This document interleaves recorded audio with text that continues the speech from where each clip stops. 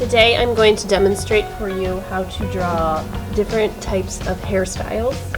We'll just go through a variety. Basically, if the hair is straight, you want to stick with straight lines. If the hair is wavy, you go with a wavy line. If the hair is curly, you can use more of a bouncy line. And we're going to get right to it. So, I'm going to draw some ears on some of these faces because sometimes hair goes behind the ears or sometimes hair is shorter and we will see the ears, but on some of these faces we won't see the ears. Alright, so basically with every kind of hairstyle there is a part of the hair that comes down onto the forehead. The hair just doesn't start way up here at the top of the oval. That means our foreheads are a little too large. So the hair actually comes down on top of your head. So I'm just going to do a basic wavy kind of style here. So you see right there it already looks like hair. And then on top of every oval, the hair actually comes up a little bit on top of the oval of the face that you drew. So then you erase the top of the oval. You obviously, if you would draw this with a pencil and use your eraser on your pencil. So there is one hairstyle. Sometimes hair comes down a little further onto our face. So I'm going to draw a slanted line here, down to the ears. And then I'm going to come up above my oval, just give a little zigzag, and then I erase the top of the oval. Curly hair again. Notice how I'm starting at the ears, and then I'm going to go up above the oval, bouncy lines.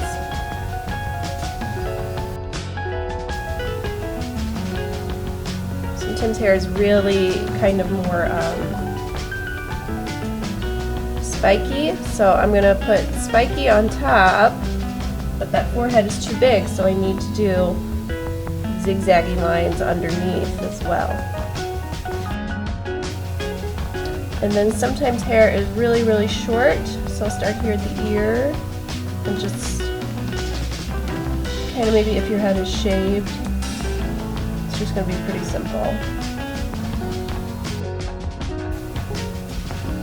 Sometimes our hair is a little longer, maybe a little wavy, kind of has a little more going for it. And you could add little lines within the hairstyle to show some strands of hair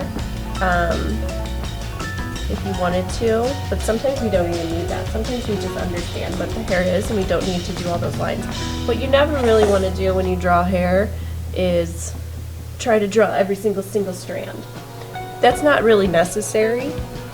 Maybe as you grow as an artist you can start exploring more strands of hair, but right now we don't need to really worry about every little tiny strand of hair. If you have hair that comes down onto your forehead like bangs, you would draw them across the top of the forehead, and then I'm going back up above the oval and making this hair long. So sometimes it can go in front of your shoulders, or sometimes it can go behind your shoulders. If it goes in front of your shoulders, you need to erase the shoulder line though.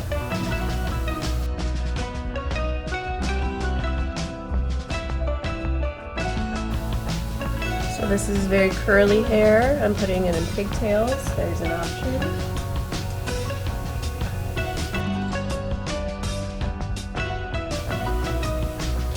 Alright, if you want to draw like braids, this is kind of tricky. I'm going to erase the shoulder because I know the braid's going to go down. So I'm going to start here at on top of the oval.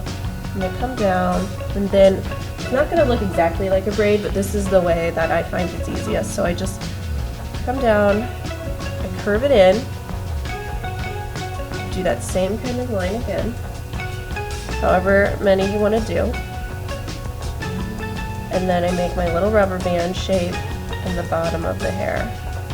And then I just curve it back, curve it back, curve it back, and go up to the chin. So that could be like a side braid, or if you want to do piggies, you would do it on the other side. To wear your hair up, we would see your ears, and depending on how you wear your hair, you could either make it into just a bun, or you could do a ponytail.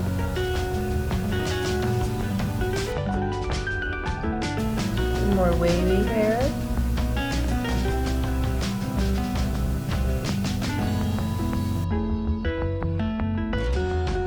Really curly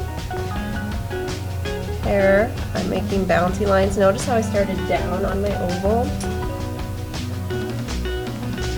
And I'm going to erase the oval.